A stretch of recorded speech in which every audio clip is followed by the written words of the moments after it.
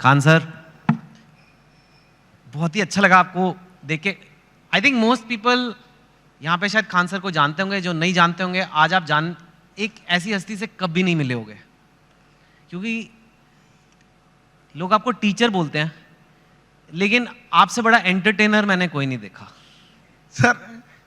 नहीं सीरियसली, ये नहीं समझ में आता है कि एजुकेशन इतना इंटरेस्टिंग चीज है, लोग इसको कैसे बोरिंग बना सकते हैं। तो पढ़ाई को इतना इंटरेस्टिंग बना दे कि लोग इसके सिवा कहीं हटना ही नहीं चाहे। हाँ, and before we get into the interview, मतलब मैं आपको बोलूँ इनके वीडियोस बड़े इंटरेस्टिंग होते हैं, वो बात और होती है, but let me show you the master at work. ठीक है, कोई सबसे बोरिंग सब्जेक्ट ले लेते हैं, ठीक है, फिजिक्स, उसमें कोई टॉपिक मैं याद कर रहा हूं अपने आईआईटी के दिन, इलेक्ट्रिक करंट अगर किसी को समझाना है बच्चे को, बिहार में हो, वो कहीं पे भी हो सकता है, और जिसको ज़्यादा नॉलेज नहीं है, इलेक्ट्रिक करंट क्या होता है, कैसे होता है, वोल्टेज वगैरह 3-4 मिनट में अगर समझाना है, तो अगर मैं आपको बोलूँ इलेक्ट्रिक करंट का चैप्टर पढ़ना है, बोलोगे my God such a boring text book. अब हम खान सर को कहते हैं इलेक्ट्रिक करंट। सर देखिए, हम लोग को जो पढ़ाना होता है तो उसमें एक एक्सपेक्ट ये भी होता है कि लड़कों को एग्जाम में पास करके एग्जैक्ट नंबर भी देना है, तो हमें उस एग्जाम के पॉइंट ऑफ व्यू तक पहुंचने में एक अच्छा खासा टाइम लगता है। लेकिन समस्या क्या आ जाती है कि हमारे सामने बच्चा जो पढ़ के आ रहा है, जो गांव से आ रहा है, तो कई ऐसे गवर्नमेंट स्कूल या फिर ऐसे जगहों से वो पढ़ के आ रहा है कि जिसका स्टैंडर्ड एकदम मतलब हम एवरेज से भी नीचे समझ जाते हैं। तो सबसे पहले तो चैलेंज हो जाता है उसको ऊपर लेके आना वहां तक।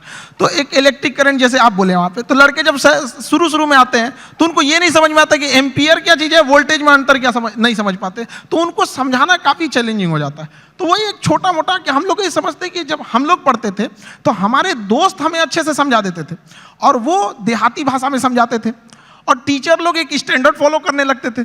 तो हमें ऐसा लगता था कि मेरा दोस्त ही ज़्यादा जानकार है लेकिन ऐसा नहीं कि टीचर के पास नॉलेज रहता था, बट बताते नहीं थे। तो हम लोग के पास जब लड़के आते हैं इलेक्ट्रिक करंट के लिए, तो उसको क्या समझाएगा आदमी कि एक इलेक्ट्रॉन एक छोटा सा पार्टिकल होता है, वो कितनी ज़्यादा आ रहा है, कितना ज़्यादा आ रहा है, वो संख्या में दिख रहा है, कितनी भीड़ आ रही है, वो भीड़ उसके लिए एम्पियर हो गई, कितनी भीड़ आ रही है, और किस प्रेशर से भीड़ आ रही है वो उसके लिए वोल्टेज हो गया। अगर 220 वोल्ट है तो उसका प्रेशर अलग, 440 है तो उसका प्रेशर अलग। तो जहां भी हम लोग भीड़ से निकलते हैं तो क्या चीज़ होती है, दो ही चीज़ें होती हैं, भीड़ कितनी है और किस स्पीड से निकल रही है। तो जितनी ज़्यादा में भीड़ है वो उसका एम्पियर हो गया, जिस प्रेशर से निकल रही है वो उसके लिए वोल्टेज हो गया, जितना ज़्यादा होगा वो। तो इससे क्या होता है ना कि लड़के को पहले समझ में आता है कि नहीं वो रिलेट कहाँ करना है, फिर धीरे धीरे तो वो चीज़ें उसको एग्जाम तक तो पहुँच ही जाएगा, लेकिन उसको अपने पास हौसला ना खो दे शुरुआत में ही, इसलिए उसके एक फ्रेंड की तरह पढ़ाना जरूरी होता है। आज तक ऐसा टीचर नहीं देखा सर, बट जो आप कर रहे हैं, I can't even tell you आप कितनी बड़ी सेवा कर रहे हैं हमारे देश में। जैसे आपने कहा कि एक मजदूर को भी क्वांटम फिजिक्स समझ आ जानी चाहिए, इतना बड़ा सपना लेना ही कि ये पॉसिबल भी है। क्योंकि मैंने तो जहाँ तक देखा एक एलीट क्लास होती है इंडिया में, उसी को इंग्लिश मिलती है, और वो इंग्लिश जिसको मिलती है उसी को एक सर्टन टाइप ऑफ एजुकेशन मिलती है, और फिर वही और आगे बढ़ता जाता है, वही नौकरियाँ ले जाता है, वही टॉप पोजीशंस ले जाता है। आपने उसको तोड़ने की कोशिश किया। हमारे लाइफ का सबसे अच्छा डिसीजन था कि हमने इंग्लिश मीडियम छोड़ के हिंदी मीडियम में आ गए। आपने इंग्लिश मेरी जिंदगी का सबसे अच्छा डिसीजन था। अगर हम नहीं छोड़े रहते तो कहीं कुछ भी नहीं गए रहते। क्या पढ़ रहे हैं हमें नहीं समझ में। हाँ जरूर है कि इंग्लिश मीडियम में या फिर जो आजकल के स्टैंडर्ड है उसमें हम जितने पैसे खर्च कर रहे हैं, जितना इंफ्रास्ट्रक्चर कर रहे हैं, तो अगर हम हजारों की भीड़ अगर किसी चीज में लगाएंगे तो एक दो तो सफल होके आएंगे ही आएंगे ना। लेकिन एक ये भी तो देखिए हमने कितने उसमें लगाए और कितना आउटकम आया यहाँ पर। तो हिंदी मीडियम के आप स्कूल में, हमारे यहाँ पे एक स्कूल में हम जब पढ़ रहे थे सरकारी स्कूल में, तो ऊपर से टूट के गिर गया था छत, थोड़ा सा तो फूट गया सर यहाँ पे मेरा। अब बताइए वहाँ के लड़का सबको तो पहले दिखना पड़ता है कि मेरा बिल्डिंग कैसा है। तो ये सब भी तो मायने रखता है वहाँ पे। तो ऐसा नहीं है कि उनको जितना हम लोग अगर मोटिवेट करें, या अच्छा एक चीज़ और भी है, लोग सफल होने के बाद ना इंग्लिश को ज़्यादा प्रीफर करने लगते हैं। तो ऐसा लगने लगता है कि इंग्लिश ही है बहुत बड़ी भाषा ही है। ऐसा नहीं है, भाषा बाधा नहीं होनी चाहिए, खास करके एजुकेशन में। जी हाँ बिल्कुल। आपका बचपन कैसा था? मैंने सुना है बहुत मतलब पैसे की कमी रही, ये वो, कितनी आपने गरीबी देखी है काफ़ी। तो मैं जानना चाहता हूँ क्योंकि लोगों को पता लगे कि आपके बैकग्राउंड के लोग भी कितना ऊपर गए हैं, तो इसके लिए ये बताना ज़रूरी है कि आपका बचपन कैसा था। अब गरीबी की हम क्या बोलें, हमने गरीबी को उतने पास से देखा है कि लोग अपनी पत्नी को उतना पास से ना देखे हों। लेकिन फिर भी कुछ चीजें थी, दोस्तों ने काफी हेल्प किया, वो अपने पॉकेट खर्च में से कुछ पैसे देते थे ताकि आदमी पढ़ सके यहाँ पे। तो काफ़ी दोस्तों ने भी हेल्प किया यहाँ पर।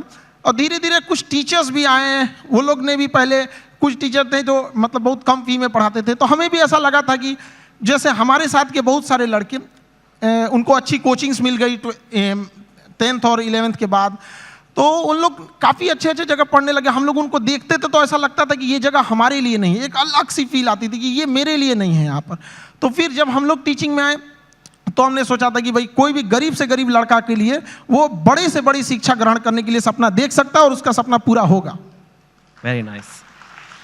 सुना है कि आपके पास एक बार घर जाने के लिए 90 रुपए की टिकट थी, आपके पास थे नहीं 90 रुपए, 40 रुपए थे, तो इसलिए आप जा ही नहीं पाए घर, कुछ ऐसा भी कुछ हुआ था। जहाँ 40-50 रुपए की बात थी, मैंने सुना है कि आपको अभी थोड़े दिन पहले ही किसी एजुकेशन कंपनी ने कहा कि आप हमारे साथ आ जाओ नौकरी, और इनको जॉब ऑफर मिला, यू कैन से, एक तरह से, एंड वो जॉब ऑफर था 107 करोड़ रुपए का।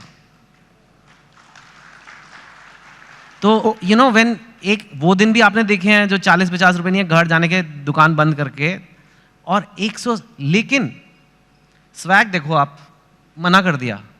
हमने मना कर दिया है, हमको 140 करोड़ नहीं चाहिए। हमें 140 करोड़ में आप पैसे ले सकते हैं, लेकिन जो स्टूडेंट का प्यार होता है वो कभी नहीं खरीद सकते हैं। जिस दिन मेरे इंस्टीट्यूट पे बम चला था, पुलिस बाद में आई थी, अगल बगल जितने लॉज थे, जब लड़कों को पता चला था तो पूरे लड़के छाप लिए थे सबको, और पूरे ऑर्गेनाइज अगल बगल की कोचिंगें डर के मारे बंद हो गई थी, और हमारी कोचिंग बम लगने के बाद भी नेक्स्ट बैच से एज इट इज चली थी, बाकी बच्चे नीचे खड़े थे। ये 107 करोड़ में कोई नहीं खरीद सकता है। और हम जिस जगह से आए हैं, बिहार से, यहाँ का अलग ही एक स्वैग है, वो तो मुझे पता है। हाँ, हम लोग उसका अलग स्वैग है। हमारे यहाँ किसी का दिल टूटता है तो वो मजनू नहीं बल्कि माझी बन के पहाड़ तोड़ देता है। अरे वाह। हमारे यहाँ हर जगह उगते सूरज की पूजा की जाती है, हमारे यहाँ डूबते सूरज को भी पूजा किया जाता है। हमारे यहाँ युद्ध से पहले बुद्ध पढ़ा दिया जाता है। तो हम उस जगह से आए हैं जहाँ पे अगर किसी को ऐसा लगेगा कि उसको दबा के उसको रास्ते से हटाया जा सकता है, तो नहीं हो सकता वो। अरे वाह।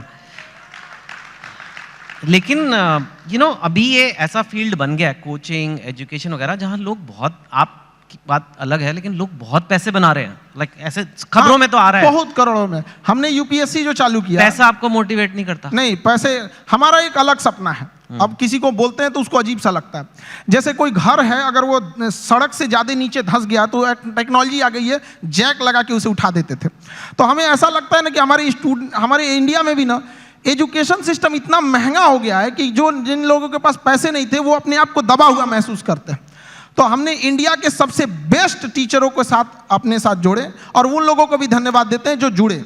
और जो फीस यूपीएससी स्पेशली कहते हैं, जो सबसे इंडिया में टॉप एलीट जॉब वही है, उसकी जो फीस 2.5 लाख थी, सेम टीचर के साथ सेम पढ़ाई को हमने 7,500 रुपए में दे दिया। 2.5 लाख से 7,500 में। हाँ, इससे क्या होगा कि हर गरीब लड़का भी पढ़ सकता है। होता क्या था सर कि यूपीएससी निकालने के बाद जो डीएम की कुर्सी पे बैठते थे तो उनका मेंटल लेवल बहुत हाई रहता था, लेकिन जो पब्लिक रहती थी उनका मेंटल लेवल बहुत नीचे रहता था। तो अभी इतनी सस्ती फीस होने की वजह से हर कोई पढ़ेगा, और पढ़ने के बाद जब वो मेंटल लेवल बढ़ेगा तो कुर्सी पे बैठने वाले अधिकारी और सामने की पब्लिक, केवल अंतर रहेगा तो कुर्सी का, बाकी मेंटल लेवल समान रहेगा, कोई शोषण नहीं कर सकता वहां पे। That's true. आप कंपेटिटिव एग्जाम्स के लिए बच्चों को पढ़ाते हो, जो एक इंडिया में बहुत बड़ी नीड है, लेकिन कई बार कंपेटिटिव एग्जाम्स की वजह से बच्चे बहुत गलत कदम भी उठा लेते हैं। कोटा में आपने सुना होगा, यू नो, कई लोग अपनी जान पे, मैं बोलना नहीं चाहता, लेकिन आपको पता है क्या क्या कदम उठाते हैं। और इतना ज़्यादा, अगर कुछ बच्चे ऐसा कर रहे हैं तो कितने ज़्यादा बच्चों में स्ट्रेस होगा, प्रेशर होगा। आप भी वो देखते हैं बच्चों में, और जो पेरेंट्स ये देख रहे हैं टीवी पे या यहाँ पे, उनको क्या कहेंगे कि कैसे उस चीज़ को हैंडल करना है? क्योंकि इंडिया में कंपटीशन का लेवल कुछ ज़्यादा ही है। मैंने सुना है मतलब एक पोस्ट के लिए, एक जॉब के लिए मतलब कितने लोग हैं। सो कैसे एक आदमी अपना मेंटल हेल्थ या कहें उसे अच्छा रखे? देखिए, बच्चों में एक चीज़ हम ये कहेंगे कि अगल बगल के एक्सपेक्टेशंस को वो देख लेता है और घबरा जाता है। वो अपनी माँ की बातों को सुने। जब हम फेल होते थे ना, तो मेरी मम्मी हौसला बढ़ाती रहती थी, कहती थी दुनिया तुम बहुत आगे जाएगा। हम कहते थे टीचर लोग कहते हैं कि तुम धब्बा हो, तो उनका कहना था टीचर लोग क्या जानेंगे तुमको, हम तुमको ज़्यादा जानते हैं, पूरी दुनिया की तुलना में हम तुमको 9 महीना पहले से जानते हैं, तो हमसे बेहतर तुम्हें कोई नहीं जानेगा। यहाँ पे स्टूडेंट को भी कहते हैं एक बार अपनी माँ बाप को देखो, तुम हीरा हो, तुम्हें कोई नहीं बदल सकता है। अपने दुनिया के दबाव में नहीं आना चाहिए। जिस पे यह जग हंसा है उसने इतिहास रचा है। वहाँ पे क्या हो गया ना, इतने बर्डन डाल दिए गए हैं, उनको लगता है कि आईआईटी बहुत, या फिर आप एम्स हो गया, आईएम हो गया। ऐसा नहीं है, यहाँ अच्छे लड़के गए हैं जिन्होंने आईआईटी को अच्छा बनाया है। वरना आईआईटी बिना एग्जाम लिए और डायरेक्ट सिलेक्शन दे के दिखा दे, फिर देखे वो मेंटेन कर पाएगा? नहीं, वो एग्जाम लेके अच्छे लड़कों को ही सेलेक्ट करके लाती है यहाँ पे। तो लड़कों को भी मेहनत करते रहना चाहिए और कभी सुसाइड वगैरह पे नहीं सोचना चाहिए। हो सकता है कि जिनको लगता है कि मेरा एग्जाम नहीं हो पाया, आगे जाने के बाद उनकी कंपनी में एग्जाम पास करने वाला एम्प्लॉय बन जाए। आर्टिफिशियल इंटेलिजेंस की आजकल बड़ी खबरें आ रही हैं। एक ये चैट जीपीटी आ गया है, आपने देखा ही होगा। कई लोगों को खतरा हो रहा है कि अब तो इतने बढ़िया कंप्यूटर हो जाएंगे, इतने बढ़िया ये आर्टिफिशियल इंटेलिजेंस हो जाएगा कि वही आंसर लिख देगा, वही सब कुछ कर देगा, मतलब नौकरियां सारी गायब हो जाएंगी। आप आर्टिफिशियल इंटेलिजेंस को कैसे देखते हैं और आपको लगता है कि ऐसा कुछ? आर्टिफिशियल इंटेलिजेंस ह्यूमन इंटरवेंशन को थोड़ा कम कर देता है, लेकिन ये मिथ है कि आने के बाद काम खत्म कर देगा। इंडिया में जब कंप्यूटर आ रहा था तो लोगों को यही लगा था कि पूरी लोगों का काम खत्म कर देगा। ये उसी का एडवांस वर्जन है। ऐसा नहीं है कि लोगों का काम खत्म, आप उस समय एक नए नीड्स होंगी, नई ज़रूरतें होंगी, उस पर इंसान शिफ्ट हो जाएगा। कभी ये खत्म नहीं होगा। आर्टिफिशियल इंटेलिजेंस का दुरुपयोग बहुत हो सकता है, इससे बचना चाहिए। गवर्नमेंट को आर्टिफिशियल इंटेलिजेंस से मिसयूज को रोकने के लिए एक हार्ड कदम उठाने चाहिए। भारत में आईटी रूल्स उतने मतलब स्ट्रिक्ट नहीं है। ज़्यादा वक्त बचा नहीं है, लेकिन आप काम ही करते रहते हो, सारा टाइम काम करते रहते हो। हमको तो बस पढ़ाना रहता है, पढ़ा के हटे, फिर उसके बाद खाली बैठते तो सोचते हैं कि और कौन से टॉपिक पर, इस टॉपिक को हमने इस बैच में ऐसे पढ़ाया, अगली बैच में इसको और अच्छे से कैसे समझा सकते हैं। आप इतने सारे बच्चों का सोचते रहते हो, कभी ये नहीं सोचते आपके अपने बच्चे होंगे? प्यार व्यार हुआ है आपको कभी? दिल, आप इतने एग्जाम्पल देते हो मजनू वाले अपने टॉक्स में, मैंने देखा है मजनू, 400 वोल्ट का झटका, पता नहीं कितना। हाँ, तो आपका कभी दिल, या आप सिंगल हैं, मैरिड हैं, मतलब क्या? क्योंकि ये आता है कई बार, लोग, अब आप इतनी हस्ती बन चुके हो कि लोग ये सब सवाल पूछते हैं सर। नहीं, देखिए ये सब चीज़ें हम सिंगल, ये सब लोग तो घर वाले डिसाइड करेंगे, उन लोग का गृह मंत्रालय का ये काम होता है, ये मम्मी पापा का काम है आज चीज़ों को। आजकल के लड़कों को बस ये कहेंगे, ये सब डिस्ट्रैक्शन से उन लोगों को बचना चाहिए यहाँ पर। और रही बात हमारा, तो हमको मेन काम रहता है लड़कों के बारे में ही सोचते रहे, स्टूडेंट को कैसे समझाया जा सकता है। अपने ही पानी में घुल जाना ही बर्फ का मुकद्दर होता है। तो हम लोग बच्चों के लिए और उनकी बेहतर कैसे किया जा सकता है, इसी पे ज़्यादा ध्यान रहता है। फिर भी थोड़ा तो मतलब अपने लिए भी वक्त निकालिए कुछ। You are one of India's most eligible bachelors now, आपको पता है ना ये बात? वक्त मिलेगा तो वक्त निकाल लेंगे। हाँ, तो ठीक है। नहीं, वो तो खैर मस्ती पूछ रहा। और जाते जाते बस यही कि काफ़ी हमारे पास वक्त नहीं उतना, कई बार कंट्रोवर्सीज हुई हैं आपके वीडियोस पे, आपके कंटेंट पे, आपके नाम पे, आपका नाम असली क्या है, कुछ ऐसे ये सब। And I don't want you to answer each of them. आप उनको कैसे देखते हो? हम कंट्रोवर्सी वाले लोग को देखते हैं, बिना मतलब की चीज़ों को इंटरफेयर करने। वो जिस लेवल पे हम लोग बताते हैं, उस लेवल पे जाने के बाद किसी को कंट्रोवर्सी करने की जरूरत ही नहीं पड़ेगी। हम लोग टीचर हैं, हम लोग बीच का रास्ता नहीं। जो सही है उसको सही बोलेंगे, गलत है उसको गलत बोलेंगे। अगर कोई गलत है तो उसको पूरा बता देंगे कि देखो ये चीज़ें गलत है, और सही है तो उसको पूरा बताएंगे कि ये सही है। अब इंसान वन साइडेड होता है, वो सोचता है कि हम भी उधर ही साइड में चले जाए, ऐसा नहीं हो सकता है। ठीक है खान सर, बढ़िया काम कर रहे हो, करते रहिए। धन्यवाद। Thank you so much. Thank you. क्या मजबूरी है मेरी, बताइए। मैं अभी आपको बताती हूँ कि मैंने ओए होए होए होए, नमकीन के चटकारे लेते हुए टकटकी मार के डिबेट शो को पॉज रिपीट कर करके देख रहे हैं जोगिंदर जी। इनकी तरह आप भी देखें अपनी फेवरेट डिबेट्स को रिपीट कर, और डाउनलोड कीजिए एबीपी लाइव ऐप अपने स्मार्ट टीवी पर।